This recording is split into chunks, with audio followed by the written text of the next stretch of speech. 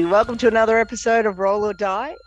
Today we have a repeat guest for you. We've had him on once before. I think it was episode 10 or 15 or something way back. And we're very keen to get him back on again. So here he is, the head coach at Dominance MMA and second or third degree black belt. Third degree black belt. My old age more than anything. Dave Hart. No, I like those fingers that you held up there. Could you show listeners again? Look at that. Yeah. Very nice. You see hands. You can't get someone to a lot of spider guard without you holding up your fingers, my friend. You've got the fingers and your fingers. My fingers are also pretty bad. Yeah. I think sometimes the smaller you are, the worse your hands are. Yeah. It's just one of the prices that we pay. Yeah, I'm loving the haircut, Dave. Like, what's inspired you going super short, brother? I'm a man of function over form, Anton. Steve was. I love that, man. Much to my partner's disappointment, Kat. If I could just wear the same, own like 3 versions of the same shirt and the same pair of shorts, I'd be set. Absolutely. Yeah. Don't have to think about anything. I got too much to think about. I agree. Too much jitsu to try to unravel. It's proven. On making clothes decisions and hair decisions. Yeah, it's a trait of highly successful people that they just don't want to put their attention on the little things. Yeah, all right, we'll go with that. That's what it is. That's awesome. So you're in Thailand at the moment, man. I am, man. Is your guys' audio a little bit stilted, or is it just mine? It's getting a bit janky. Okay, I might move. I'm going to show you this view now. I'm going to move. How are you going, Anton? Yeah, I'm going to move. Hang on. Probably me. Let's blame me. I like to be blamed. Anton just wants to flex his current this is location. Yeah, look where you are. Background with the boats. I know. It's pretty amazing. And the thing about this is it's like $40 a night. So it's not like I'm living like a king for the price of, I don't know. I don't even know how to equate it. I would assume it's not as busy as usual over there. No, it's very quiet in comparison, but I've never been here before. So to me, this is, the only experience of Thailand I've had. But yeah, my girlfriend's here as well. And she said it's just completely different to her experiences in the past. How about you? You've been here, Dave? Yeah, it was quite a few years ago. I was there for a week. Went across there with one of our Muay Thai coaches from back in the day. Right. Shout out to Keith Grant, and we had a great time. Actually, really enjoyed it. Keith's been there a lot of times, and so yeah, I was there for a week, and he'd been living there for I think a few months at that stage. Mm-hmm. So yeah, we just hired scooters and we're just exploring all the time, and he knew a lot of the locals and the good places to eat, and it was dope, man. I really enjoyed it. It's such chill vibes. Yeah, motorbike is the way. Like, we have just been able to cover so much of Thailand in such a just wherever we want. And my girlfriend had never really ridden a bike before, so she's learned in this period of time, in like a week, to actually ride a bike, which is like, I wear a heart rate monitor and my heart rate goes through the roof sometimes. Legit. But you could just get everywhere, and it's the way to go, 100%. It is, man. Like, if you're there or Bali, it's the way to get around. And you'll get surprisingly competent in a really short amount of time, to the point where you get a little bit too relaxed about it too. Because you see families of 4 riding around on a scooter. There's a kid on the handlebars, a kid on the tank, a kid on the back, and an adult riding it. Yeah. But the road toll there is also really high. Yeah. And they pay as much weight on wearing a mask as wearing a helmet, which is neither, actually. But it's against the law to not wear a mask while you're riding, and it's against the law to not wear a helmet, but they don't seem to enforce either. So it's just insane. Yeah. Dave, so for our listeners who might have missed our first episode with you, just can you give us a bit of a background on how you got started in jiu-jitsu? You've been the third degree. You've obviously been doing it for a very long time. How'd you find it? Tell us about your early days. I watched the first UFC. A friend of mine, we were into martial arts, and he got a copy of the first UFC on VHS. That's how long ago it was. From Sydney, and sent it down to us, and we saw Royce Gracie, just this skinny little dude in pajamas choking everyone out. I'm like, man, this is the shit. We gotta go hunting and find this, and we did. And it actually ended up just being a 5-minute walk from his house, coincidentally, in Richmond, which was John Will's gym in Richmond. Walked in there and did my first class, and never looked back. So yeah, I think it was like 96, the end of 96 that I did my first class, but the start of 97 when I really actually started. Yeah. And I've been training flat out since, basically. So it's been nearly 25 years. Wow. And you're like, I know, so John Will is your coach, right? Yeah. And then we actually had him on a couple of weeks back. And I know you had him on your podcast as well. But like, what's your relationship with John Will like? Because he's he's a pretty amazing guy. Like, how can you tell us some things that come to mind about your relationship? I think we talked last time about how he's great as a coach, but probably he's fantastic at delivering information really succinctly and getting a room from white belt to black belt to all understand this idea better. Yeah. So we bring him down, once or twice a year if we can, to teach a seminar to the team here, because he's based in Geelong.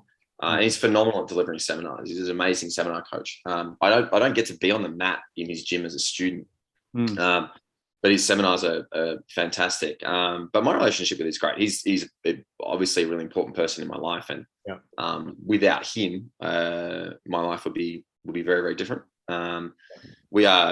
We're by no means exactly the same kind of person, and so we don't necessarily agree on everything. But I think that's in a healthy way. Like there's technical things that we'll discuss in jiu-jitsu where he's like this, and I'm like, yeah, but I think this, and so it's I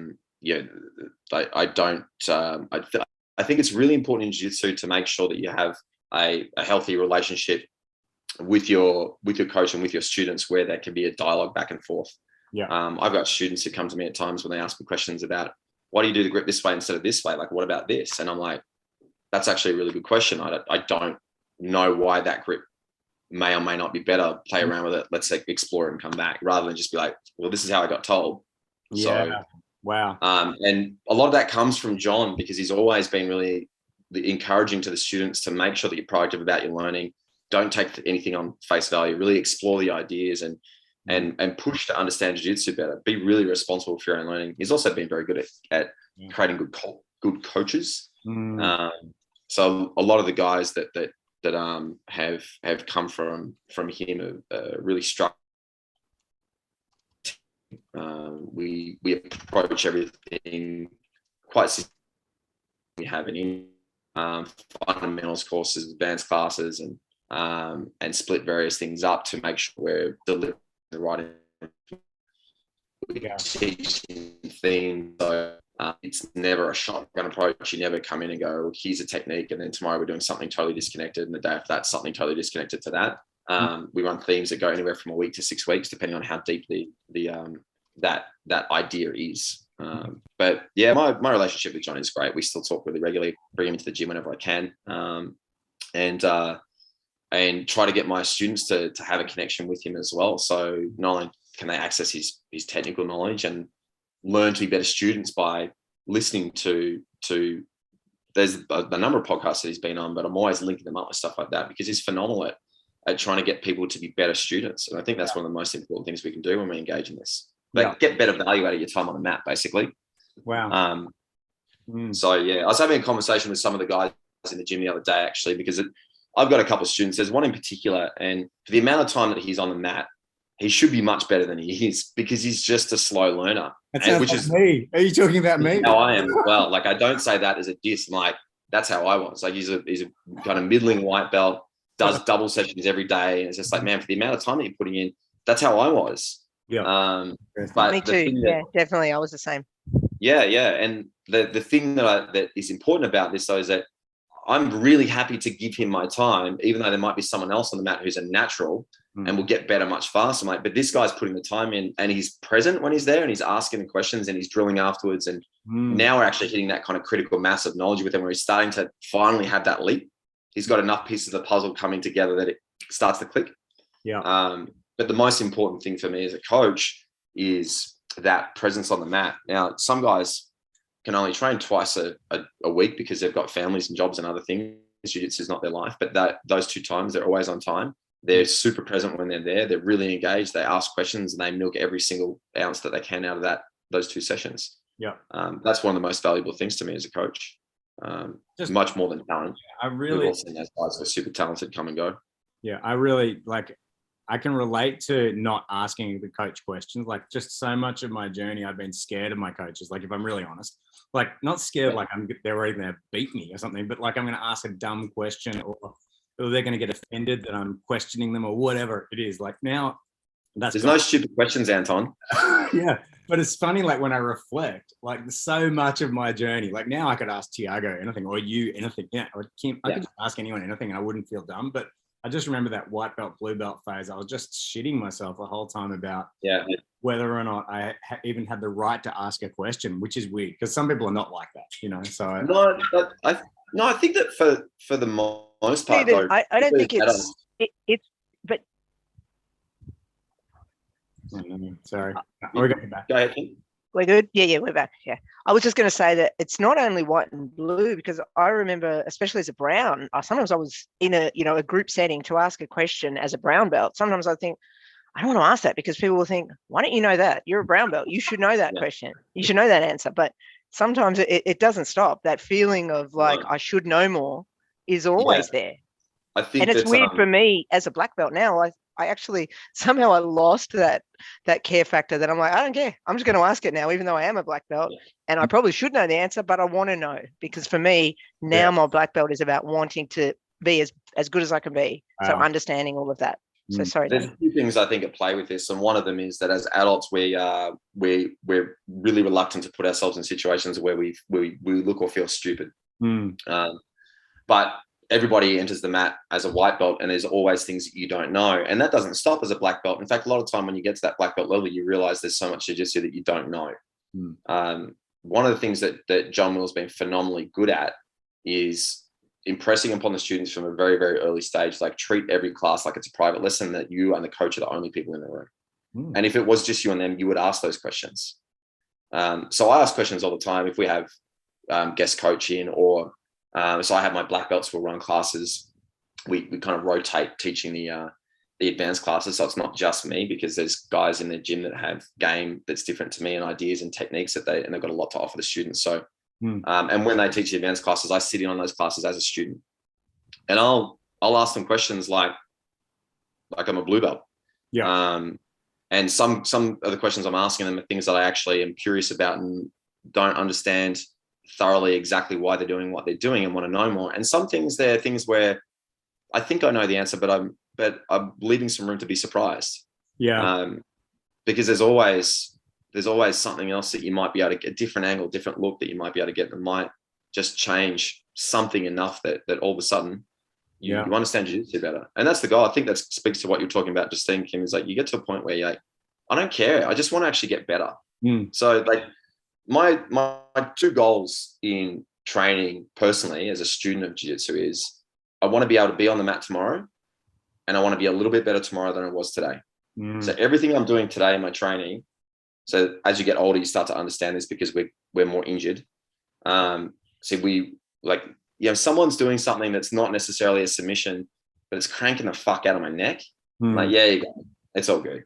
Like, I know I can dig in, I can survive it, but I'm not going to be able to look left for 3 days. I don't want to be a miserable prick when I'm around my kid and cat. Like, you know what I mean? Like, you start to see the value of things starts to change a little bit. So much of it ends up being, well, I want to make sure I'm on the mat tomorrow in a way where I can actually train usefully. And the other thing is, like, I want to actually be a little bit better tomorrow than I am today. So I got to take the lessons. I got to focus on the lessons more than the wins. And it's something I'm stressing to my students all the time is, just try to do good jiu-jitsu all the time. And if that means that you win, awesome. If you don't, I'd rather you lose well than win badly. I love that, man. Because the goal is to get better. And it's really, and I'm speaking as someone who flattened out my learning curve for the first 10 maybe 15 years of jiu-jitsu, because I was super competitive, and I couldn't handle losing or admitting that the guy that I was rolling with was better than me. So I never took on the lessons that they were giving me. Wow. Someone might have had a lot to offer me, but I was too stubborn and caught up in my own shit to admit that this guy had something going on that I didn't understand. And I also had this weird kind of thing in my head where I felt like I had to try to figure it out all by myself. That there was some sort of weakness in asking questions of students, not the coaches. The coaches I was cool with because Yeah. that's where they were meant to be. But the other students, I'm like, nah, you got nothing to offer. You're the I enemy. can figure this out. It's stupid. Yeah. And I could be so much better than I am now, Wow. but I was an idiot. Wow. That's interesting, man. That what you just shared then. I'm sure every single listener is going to get something amazing for themselves out of that. Just going back a step, like if you're in a group environment, do you think that there's a point, like if you treat the coach like it's just you and them in the room, if you're questioning them, is there a point where you're taking something away from the room? Like, is there No. questioning that so you don't think there's anything or any amount of questions, or you don't think that you just leave it up to the coach to stop you if it's not working, or Yeah, and that's the job of a good coach, is to manage that as well. Like they'll be always balancing the needs of that individual with the whole group, and looking at the time on the clock to know, well, we've got to get some specific training in, we've got to get some rolling, and we've got to do the various other things that we need to do, because training is broken up into various elements that all come together as a whole to make the progress, the learning curve really steep. If all you're doing is just cooperative drilling, you're never going to have that sense of liveness or something. And if all you're doing is live rolling, you're not going to problem solve as quickly as you need. So there needs to be some cooperative drilling. There needs to be specific training. There needs to be some rolling. And ideally, after the class is finished, you grab someone and you workshop an idea. It's like, man, you kept doing this thing to me. What was it? Like 5 minutes after class can like literally over the course of a year can double how much better you are. But wow. It's up to the coach to manage the room. Like that's one of the responsibilities that we have, is we're always trying to balance those things. So if the coach is doing a poor job with that, it could be problematic, but let's assume that the coach can manage the room okay. Yeah. I've never been shy at all about whenever there's seminars here in the gym, or if I've gone and trained overseas train at Drysdale's a lot. He's a good friend of mine, and he's a freaking beast. I've trained at Gussie a couple of times, and man, I would grab them after class and I would just ask them questions until it was really clear that they were like, I have to leave. But it's like we love jiu-jitsu, and what you'll find is most coaches really want to share. They really want to. They're like, this is the amazing thing about jiu-jitsu, that the people who are at the top level in the sport, or are full-time coaches, or anywhere in between, are really, really generous about giving their knowledge. Like they will be enthusiastic about making you better. It's really interesting, because I don't know that we encounter that in many other things. Yeah. And they'll do it for free too. Yeah. Yeah. Do you know what I mean? It's like I know so many black belts that are like this, where you grab them after class and they'll spend 45 minutes with you for free, but you try to book them for a private lesson and give them money, good luck. Yeah. That's my deal. Yeah. Wow. You know what I mean? Definitely a passion for a lot of people. Yeah. People get more passionate about jiu-jitsu than probably any other activity that they do. Yeah, legit. Yeah. Legit. But I think understanding how to make the most out of the time that you got on the mat, because we all know this, because we're all we're not in our primes, so to speak, anymore. We're all in the Masters division. So hey, I think I started after my prime though. That's my problem. I started when I was in my mid-30s, so I don't have any answer. It's funny that you mentioned that. Actually, I had another student mention something similar to me the other day about that, whether like, blah blah blah. We're all doing jiu-jitsu, so it's great. And I do well, would have started when I'm younger. I'm like, well, like you're starting now. That's it. Yeah. Like doing jiu-jitsu is better than not doing jiu-jitsu at all. Yeah. The way that we train is impacted by how old we are when we start, because as a beginner, we have a tendency, there's a big technical deficit, right? So jiu-jitsu is this big jigsaw puzzle and we have no pieces. So what do? We just compensate with power, speed, athleticism.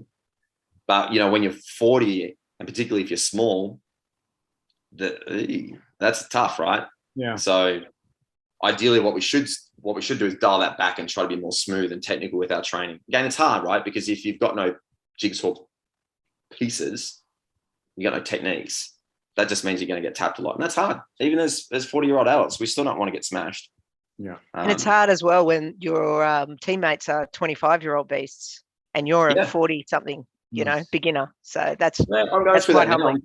I'm 43 now, and I've got so my most recent black belt, Max, he's been training with me since he was 14, and he's 24. Max Viney, what a legend! We should get him on the show. He's a black belt. I didn't even know that. Yeah, he just got his black belt in just at the End start of of last the year, yeah. Yeah, sorry, just at the end of the year, I should say, in December. Yeah. And he's an animal, man. Like, if I'm having a bad day, I'll know about it. And I've got a couple other brown belts that are like that as well. And that's kind of where it should be. I mean, we've discussed this on the Eat Sleep Train podcast that we do. That if you get a really high level purple belt, black belts are going to have a hard time. Like, if you're a recreational black belt who just trains a couple of times a week, you're going to have a hard time. Even if you're a more competitive black belt, but you're getting older, you're going to have a hard time, because these guys are like, they're physically like they're getting to their peak. Yeah. The power, the speed, the explosivity, like the timing, like all these things, and not to mention you're giving them all of your knowledge all the time. That's part of the reason that I have Max teach advanced classes now. It's like, give me some back. Try to use some of these moves against them. But yeah, that's the other thing that we're dealing with as well, right? So we have to approach it differently. Yeah. And there's a lot of people who are doing jiu-jitsu that are older. Yeah. Like so many people in their 30s or 40s. Like, my oldest students are in their 60s. And they're legends. They come in and they train, they hang with the younger guys, but their first goal on the mat is good defense. Yeah. Dave, I think we spoke to you about, I think it was like April or May 2020, kind of at the beginning of the pandemic. What have you learnt since then? Like, as an academy owner, as a coach? I know myself, like as a student, I can see there's been a lot of peaks and troughs with members coming back. How have you found it at your academy? Yeah. We've obviously had students leave, and the vast majority of those students who have left training have actually moved into state. Yeah, right. All of Melbourne's From moved Melbourne. to Queensland. Can't blame them. There's been a little bit of that, but we always get a really big surge every time there's a shutdown and we open back up, because people just realize that, life's short. I got to do the things that I've been telling myself to do for the last few years and haven't done. Now's the time to pull the trigger. But the student base as a whole have been amazing, super supportive, really, really phenomenal. As supporting the gym, supporting each other. It's been really, really good. I mean, obviously COVID's been really good. It's been really difficult. But the student base, the support for each other, reaching out and helping each other. There's been people who have lost jobs and have been no income and no money for food. Like, that's been a reality for some people.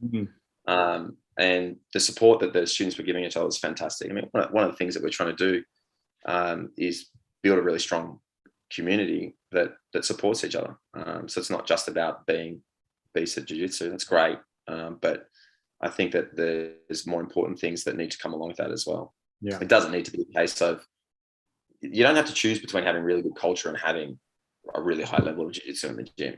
You can have both, but you just have to put a little bit of effort into the culture. Like, you have to make sure that you're always nudging. It's like herding sheep a little bit, just little nudges here and there to make sure it doesn't go too far off track. But one of the things that was interesting to me is observing how a lot of people in the martial arts scene were dealing with COVID and the constant shutdowns and their role as leaders.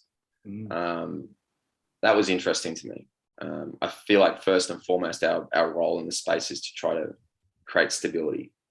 Even when we're not open and not able to be physically with our students on the mat, I think we have a responsibility to lead through creating an anchor or something that provides some sense of stability for our students. Yeah. And running around, Chicken Little, I don't think is the way to achieve that. And so there was a couple of moments where it was interesting to me, so the way some of the various leaders in some of these spaces were responding to it. Didn't think it was necessarily helpful.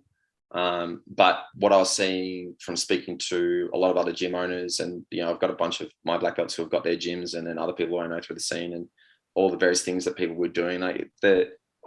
By and large, I think that the jiu-jitsu scene were incredibly supportive of their students, and the students were incredibly supportive of them, and everyone was really reaching out to try to make sure that everyone was there at the end of the day, which is phenomenal. It's a testament to how bonding jiu-jitsu is. Yeah. But yeah, it's been interesting. A lot of people have just taken stock and realized, what am I doing? Like, why am I slogging my guts out doing a job that I hate? I mean, everyone just wants to do jiu-jitsu all the time, but you still got to pay the bills, right? So yeah, but there's a difference between paying the bills and leaving plenty of time for the things that create value to you versus chasing money doing something that you hate. And I think a lot of people have stopped and gone, yeah, you know what? I need to change things up a little bit. I need to prioritize these things that make me feel like mentally and emotionally really, really stable and strong and connect me to people around me. And one of the most common kind of comments that I got is that people were struggling without being able to train, but they're also really struggling without the connection to the people that they would get through training. You know, there is a really strong sense of community, and we don't think about it actively that much because we come in, we train, we choke each other, but we spend all this time together. We're thinking of it as training.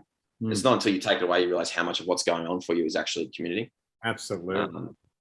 I think that's why we started this podcast, Anton. Same sort of thing at the beginning of the lockdown to try and help build that community because people were feeling it. Well, even just between ourselves, like Kim and I just literally started by, you want to have a phone call each week, you know? And then the phone call was like, oh, maybe we should start recording. Yeah. We should turn into a video. Yeah, it's a brilliant idea, right? It's a brilliant idea. But between us, it was like friendship. Yeah.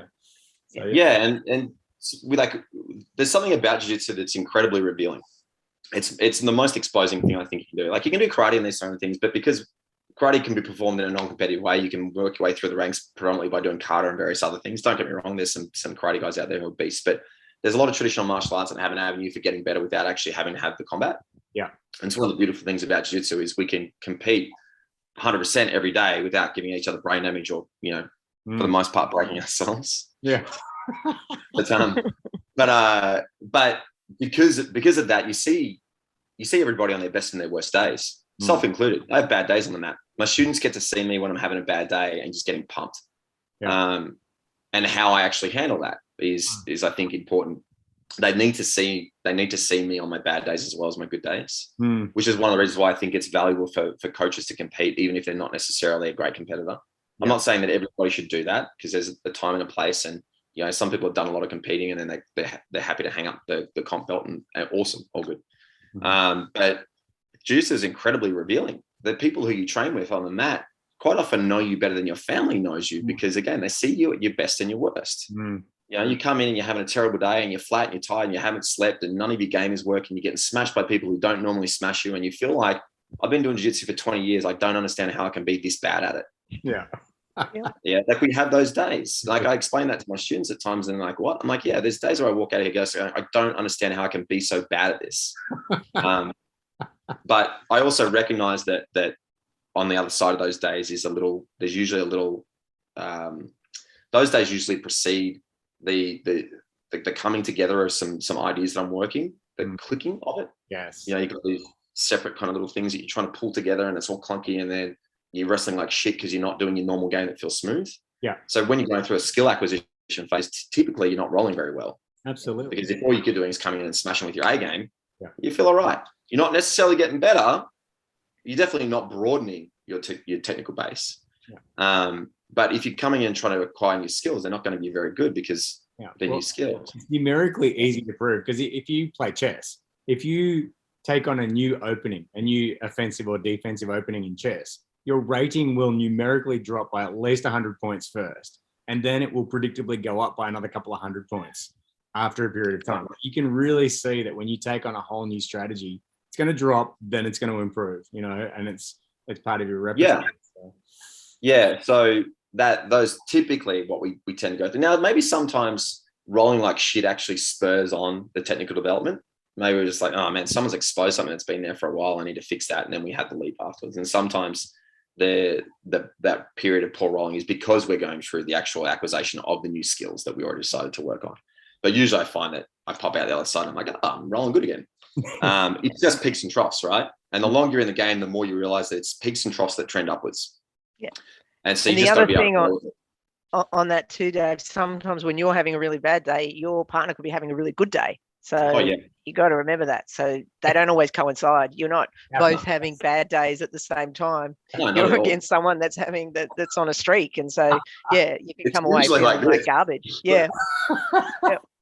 It's usually the opposites. There's a bunch of guys that I train with really regularly that, you know, the top guys in the three gyms that we've got, and we all compete regularly, and like browns, purples, and black belts, and it usually kind of alternates, or because there's multiples, it kind of like rotates around. It's kind of like musical chairs. Like, all right, who's having a good day today? And you get like after a couple of rounds in the comp class, you kind of know who it is. Like if you're on it.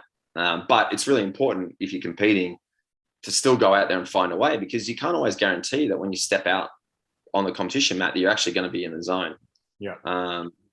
Obviously, there's things that you can do to manage your performance. It's not the whim of the gods. A lot of people just go, oh, I was having a good day, I was having a bad day. Yeah, cool. That's the lazy way of approaching it. But you can actually manage your performance well. There's a couple of really good books and resources for that. Flow is really good. I can't think of the guy's name who wrote it because it's really long and Russian. Let me just look it up. I think you mentioned that on the last time you were on, Dave. Because I listened to our podcast just to get some ideas in my head before you came on. Yeah. The two most important books I would say on managing performance in jiu-jitsu would be Flow and The Art of Learning. The Art of Learning is written by Common Brain. What's his name? Yeah, I'm going to get these both books up. I'm going to share my screen so that people can. There we go. Yeah. Here it is. Flow, the psychological experience. Josh Waitzkin. Yeah, Josh Waitzkin. Josh Waitzkin is a push hands champion, and if you kind of watch it kind of looks like shitty sumo wrestling. Yeah, it's not shitty sumo wrestling, but it looks like they're just doing like kind of shitty sumo and judo. But then he transitioned into BJJ. He started training at Marcelo Garcia's academy. He is the business partner in Marcelo's academy and some of the brains behind that. And he's written a book called The Art of Learning, which is actually a really good read/listen. Yeah. Tai Chi World Champions push hands. I did some combat Tai Chi when I started out, like back in my 20s or something, and kind of mucked around with push hands. And I didn't even know there was like world championships, but here's like a world champ. Like this is Josh Waitzkin right now. I just brought it up. Yeah. Coming from grappling arts, when we watch this, we're like, oh, it kind of looks like shitty wrestling and shitty sumo. Yeah. Mainly because there's nuances with the rules that make it look that way, but there's more going on than it seems. Yeah, but his book on learning is actually pretty good. Yeah, his book on learning is great. I got a lot from that book. Absolutely. Yeah. Flow is really good as well. I mean, you guys have been training long enough that you've probably had. It doesn't necessarily mean that you beat everybody when you're training, but you have those sessions where you just feel like you're in the zone. It feels effortless. And for me, those sessions have been few and far between. But realizing after time that there are things that we can do to try to do to increase the likelihood of we want to set up the circumstances for that to happen. It's not just chance. So those two books help a lot. But you're right, Kim. Like sometimes you're having a good day, sometimes you're having a bad day. But I think training on the bad days is really important. Yeah, for sure. The balance between hard training and more playful training, I think, is really important. And my general rule is one hard hit out a week, and the rest of the time you want to be like maximum 80%. All right, that's fine. That's 80% still decent. Definitely going wrong, so I'm just going flat out the whole time. So I'm going to man. To be honest, I don't think it's the path to glory. Not in your 40s either. It's and again, that's the other thing we've got to consider, right? We're getting older. This is turning into a podcast about how to jiu-jitsu if you're old. That's okay. I think most of that's all our podcasts. Yeah, but like but even my young guys, right? Like I've got guys in their 20s who are like, blue belts, purple belts, whatever, brown belts, and black belts now as well. And like how you want to manage your training. Like you don't need to be training like it's the world championship finals every round, every class. Yeah. You'll start to hate it. Like it'll just start to become a real grind. Yeah, and there's all this embrace the grind bullshit. I get that. I mean, that's just about getting on the mat, even if you're feeling shit that day. Like, have you guys ever had a session where you've like, oh, I'm really tired, I just don't want to go to training, and then you go to training, you're like, God damn it, I really wish I didn't do that. Like, no, you always walk into the mat going, I'm glad I did that. Yeah. But you don't have to train 1,000,000 miles an hour. No. And skill acquisition doesn't come through hard training. Like we don't learn when we're in high stress environments, period. Doesn't happen. So that's again why the focus is on skill acquisition. It's about getting better for tomorrow, but we still have to step into the fire regularly. Otherwise you're not going to be prepared for the stress and the anxiety and, that narrowing of field that you get when you're in the anxiety of competition. You feel like you forget 80% of your jiu-jitsu. If you're not practicing that, when you go to compete, you'll compete like a bag of shit. So yeah, 1 hard hit out a week, Anton. That's my advice. So is that like one whole session of hard hit out, or is that one balls to the wall roll? No, man, that's like we do comp training. The general theme for comp training is nothing for free. Okay. Now that means you fight for every sweep, every pass, every you cut. Like if someone catches me in a clean sub, I'm not going to kill myself trying to escape it. You got me. The fight's before that. Yeah. So like it's never at all to risk injury, but it's usually like I can prevent the armbar by busting ass and not letting them get the underhook earlier, even when I'm fucking tired, my lungs are on fire and everything in my body's telling me just take a rest. Yeah. Like, no, now's not the time to rest. Yeah. So that's Fridays. So if the guys on Friday train so hard that they have to puke and sit out the rest of the session, I'm fine with that. Yeah. But the rest of the week, 80%. if you look at the rest of the week, it's totally different. Yeah. It's totally different. Like if they get tap, basically, if they get to the point where you're fighting hard for something, then you tap, basically, is what you're saying, and you get back and you reset and you get back to being technical. Yeah, if someone's got you clean and sub, it's you caught. All the hard fighting is before that. But yeah, so 1 hard hit out a week is the actual comp session. Our comp sessions will vary in length. Sometimes it's an hour, sometimes it's an hour and a half. What we do will vary in it depending on what our specific goals are. For the comps coming up, whether we're training gi or no gi, whether it's sub only, whether it's IBJJF rules, and then what we're actually working on as a team, the skills that we're trying to build as a team. So those sessions will vary quite a bit. For example, we've got 6 of us on BOA coming up in 2.5 weeks. So the training is specific to that. Now the Super 8 in BOA is no gi, but all the super fights are in the gi and 6-minute IBJJF rules. So we're competing very much focused on that rule set. So yeah, the comp training will vary a little bit each week. But yeah, the rest of the trainings, like Monday to Thursday and Saturdays, is much more chill, much more playful. You got to have room to explore. I don't mind if the guys are playing around quite a bit in their training, but it has to be thoughtful. So that's the main thing, is like just come with your brain turned on. Yeah. Like there's okay with just playing around with different ideas, but you got to be collecting the feedback from it. It's like, all right, I'm going to go left here when I normally go right, but I got to pay attention to the result. Yeah. We are nearly out of time here, Dave, so don't want to cut it off. We've just got a minute to go. So want to take this opportunity to say thank you so much for giving up your time. Do you have any other final words for our listeners in about 30 seconds? No, if you can get and support BOA, and a big thanks to Sai for putting the event on, because it's obviously pretty crazy times, and for him to just keep at it through all the COVID stuff, it's a huge thing. It's great for the high level guys to have an opportunity to compete on such a big stage. So get out there and support it. I don't know if there's any tickets left for seating, because I think they went really fast, but there'll be a stream that you can buy. So jump on there and support that. Thanks to you guys for rocking the podcast as well. You're a bunch of legends. Thank you too. And, thank you. And yeah. You've got heaps more to say. I'm sure it would be great to have you back on again down the track. Hopefully not in 2 years' time. Hopefully we can do it sooner. So thank you so much. And yeah, we'll hopefully see you on the mat soon. Take care, guys. Cheers. See ya. Thanks. Bye. Bye.